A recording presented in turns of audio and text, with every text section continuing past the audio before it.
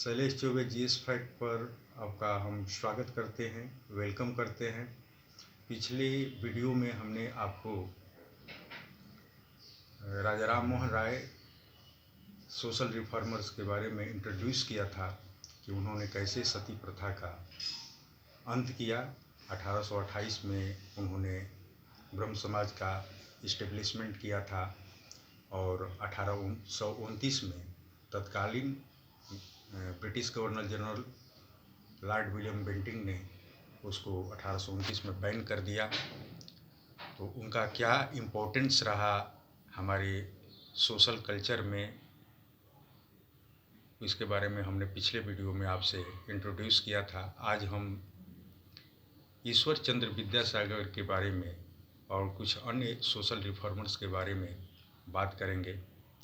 ईश्वर चंद्र विद्यासागर का कंट्रीब्यूशन दो क्षेत्र में अद्वितीय रहा।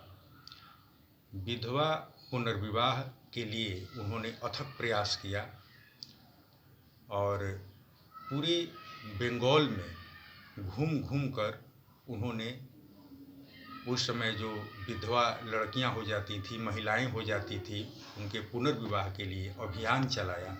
हालांकि उस समय के अशिक्षित समाज में इनके प्रयासों का नज़रअंदाज किया जाना एक घोर चिंता का विषय भी था, क्योंकि उस समय लोग अशिक्षित ज़्यादा हुआ करते थे और इनके द्वारा सुझाए गए समाजोपयोगी कार्य जो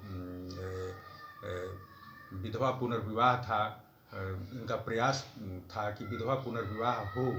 इनके प्रयासों को लोग मजाक भी उड़ाते थे, लेकिन इनके द्वारा चलाए गए अभियान एक रंग लाई और इन्हीं के प्रयासों के फलस्वरूप 1856 ईस्वी में तत्कालीन ब्रिटिश गवर्नमेंट ने विधवा पुनर्विवाह एक्ट पास किया, जिसके बाद पूरे देश में ये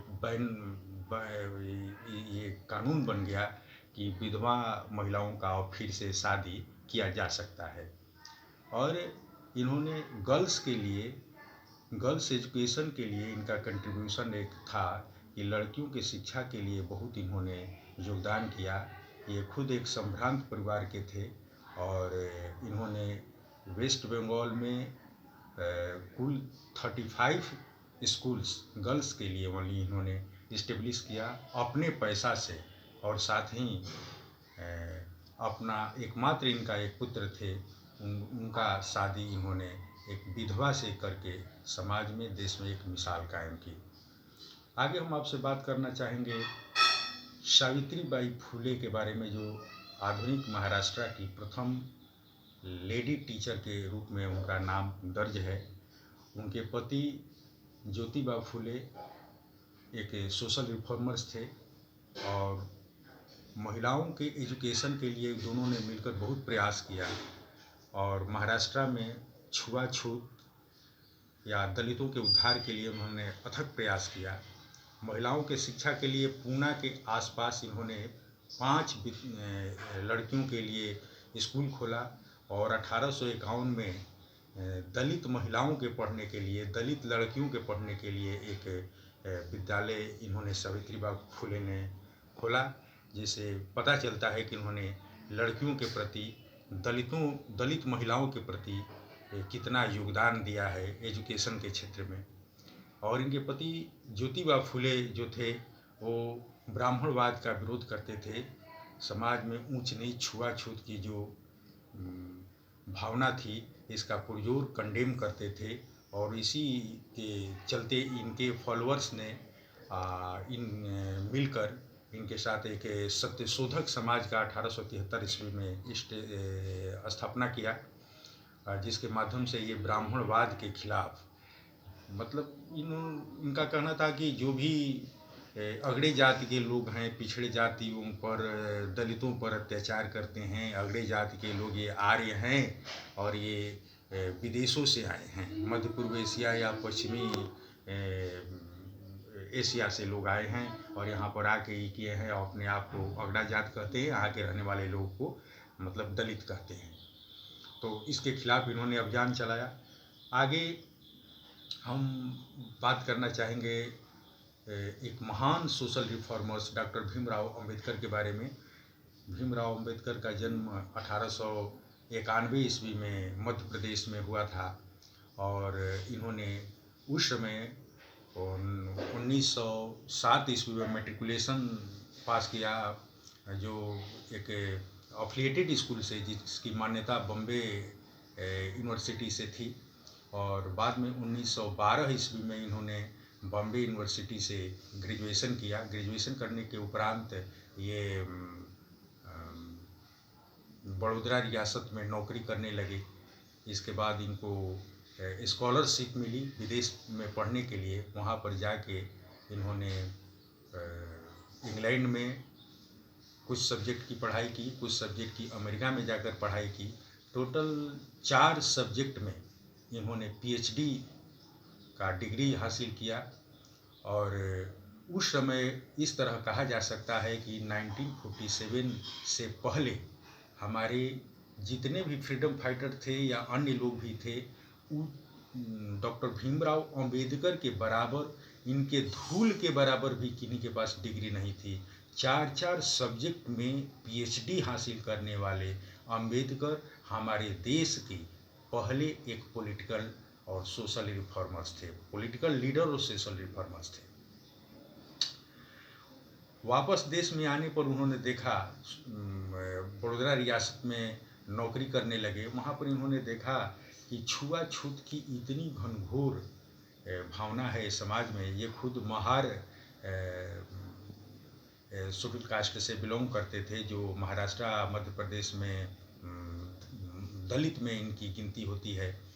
और ये दुर्भाग्यवश ये कहिए या संयोगवश एक मकान मालिक के पास ठहरे हुए थे जो कि सवर्ण थे, और बाद में पता चला कि अंबेडकर ये दलित हैं, हमारे यहाँ चिपके से रह रहे हैं। मकान मालिक ने इनको अपने घर से निकाल दिया।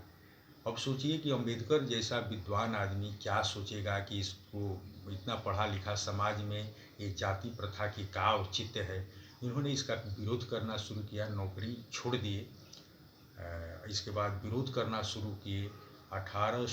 1927 ईस्वी में मंदिर एंट्री, टेम्पल एंट्री मूवमेंट इन्होंने शुरू किया कि मंदिर में ढुकने दलित जाएंगे। इसके लिए पूरे महाराष्ट्र में, मध्य प्रदेश में चारों तरफ इन्होंने घूम घूम के अभियान चलाया, व्याख्यान दिया, सेमिनार आयोजित की गई। उसमें इन्होंने कहा कि नहीं, ये छुआछूत घनघोर पाप है, ये नहीं होना चाहिए।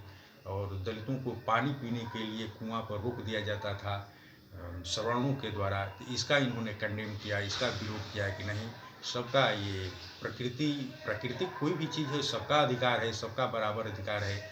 और जब देश आज़ाद हुआ 1947 के बाद, तो इनके स्कॉलर माइंड को देखते हुए, इनका एजुकेशन, हायर एजुकेशन को देखते हुए, उस समय के हमारे देश के नेताओं ने इनको कॉन्स्टिट्यूशन को बनाने का जिम्मेवारी दिया। ड्राफ्टिंग कमेटी का चेयरमैन इनको बनाया गया कॉन्स्टिट्यूशन का।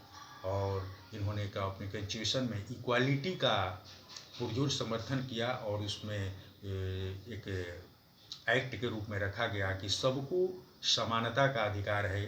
कोई भी जाति, लिंग, धर्म के अनुसार देश में किसी को पूर्वाग्रह से उसको दोषी नहीं ठहराया जाएगा। सब बराबर हैं और सब भारत माता के सब औलाद हैं। सबको मिलजुल के रहना होगा। यही हमारे सोशल रिफॉर्मर्स ने मिलजुल कर रहने का संदेश दिया, जिसका दिन है कि आज हम पहले से काफ़ी, हमारा समाज, हमारा देश बदल गया है और हम लोग खुशहाली के साथ एक दूसरे के साथ मिलजुल कर रह रहे हैं। ये रही हमारे ईश्वर चंद्र विद्यासागर, सावित्रीबाई फुले, ज्योतिबा फुले और अंबेडकर जी के बारे में संक्षिप्त टिप्पणी। आपको कैसा लगा, इसको शेयर कीजिएगा, लाइक कीजिएगा, सब्सक्राइब कीजिएगा और कमेंट कीजिएगा। आप सबको बहुत बहुत धन्यवाद।